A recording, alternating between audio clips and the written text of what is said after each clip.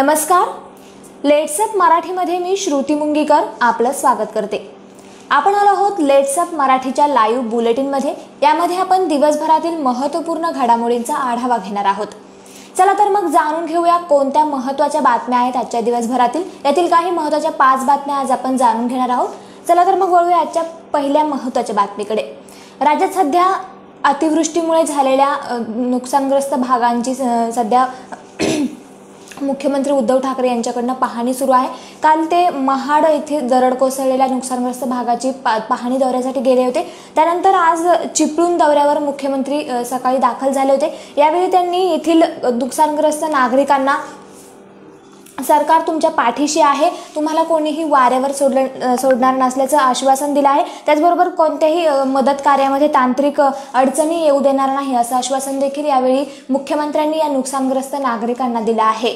त्यामुळे आता लवकरच या नागरिकांचं पुनर्वसन किंवा त्यांना मदत कार्य कधी मिळणार, अद्याप देखील अनेक ठिकाणी बचाव कार्य देखील सुरू आहे. त्यामुळे राज्यातील अनेक नागरिकांकडून किंवा अनेक विविध स्तरावरील शासकीय यंत्रणांकडून सामान्य नागरिकांना देखील येथील नुकसानग्रस्त भागांना मदत करण्याचं आवाहन करण्यात येत आहे. त्यामुळे आता ह्या नुकसानग्रस्त भागातील जनजीवन कधी पूर्ववत होणार याकडे सर्वांचं लक्ष लागलं आहे.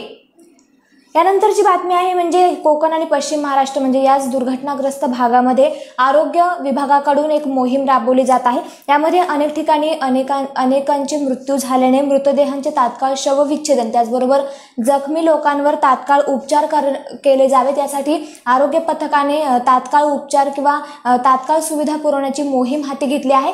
यामध्ये रोड मॅप आरोग्य विभागाकडून रोड मॅप तयार करण्यात आला असून डॉक्टर आणि कर्मचारी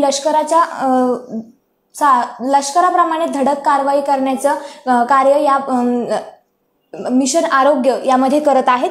यामध्ये विशेषतः जखमींवरील उपचार आणि साथरोग पसरू नये यासाठी खबरदारी घेण्यात येत आहे. यानंतरची पुढची महत्त्वाची बातमी आहे ती म्हणजे सांगली आणि सातारा जिल्ह्यात अद्याप देखील परिस्थिती गंभीर आहे.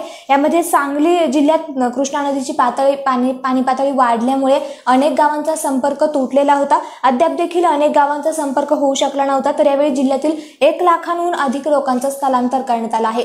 तर शेजारीच असलेल्या सातारा जिल्ह्यात देखील पुरामुळे किंवा भूस्खलनामुळे मोठ्या प्रमाणात नुकसान झालं असून अनेक गावांचा संपर्क तुटला असून आतापर्यंत 113 गावांपैकी 85 गावे अद्याप देखील संपर्कहीन असल्याचं प्रशासनाकडून सांगण्यात आलं होतं. त्यामुळे एकंदर राज्यातील नुकसानग्रस्त भागातील परिस्थिती पाहता किंवा पूर परिस्थिती पाहता राज्यातील या घटनांच्या पार्श्वभूमीवर राज्याचे मुख्यमंत्री उद्धव ठाकरे यांनी आपला वाढदिवस साजरा करू नये असं आवाहन केलं आहे. तर हीच पुढची महत्त्वाची बातमी म्हणजे हीच आहे की राज्याचे मुख्यमंत्री उद्धव ठाकरे यांनी आपला वाढदिवस साजरा करण्यात येऊ नये असं सांगितलं आहे.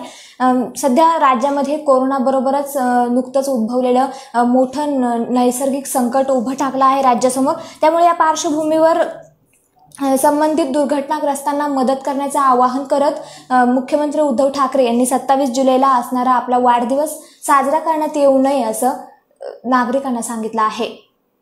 यानंतरची शेवटची आणि महत्त्वाची बातमी आहे ती म्हणजे सर्वोच्च न्यायालयाने पालकांना दिलेल्या मोठ्या दिलाशा संदर्भातील पालकांच्या एका समितीने सर्वोच्च न्यायालयात याचिका दाखल करण्यात आली होती. यामध्ये शुल्क वाढीबाबत निर्णय घेण्यात यावा किंवा राज्य सरकारने यासाठी कोरोना काळामध्ये वाढलेली विद्यार्थ्यांचे परीक्षा शुल्क त्याचबरोबर शाळांचे वेगवेगळ्या प्रकारचे शुल्क कमी करण्यात यावे अशी मागणी या याचिकेमध्ये करण्यात आली होती. यावर राजस्थानप्रमाणेच 15% शुल्क कमी करण्यात यावं असे निर्देश यावेळी सर्वोच्च न्यायालयाने महाराष्ट्र सरकारला दिले आहेत. त्यामुळे आता या निर्णयाची अंमलबजावणी कधी होणार आणि पालकांना दिलासा किंवा विद्यार्थ्यांना शुल्कवाढी संदर्भातील हा दिलासा कधी मिळणार याकडे विद्यार्थी आणि पालकांचं लक्ष लागलं आहे. तर या होत्या दिवसभरातील काही महत्त्वपूर्ण घडामोडी. अशाच नवनवीन घडामोडी आणि अपडेट्स जाणून घेण्यासाठी फॉलो करा लेट्सअप मराठीला. धन्यवाद.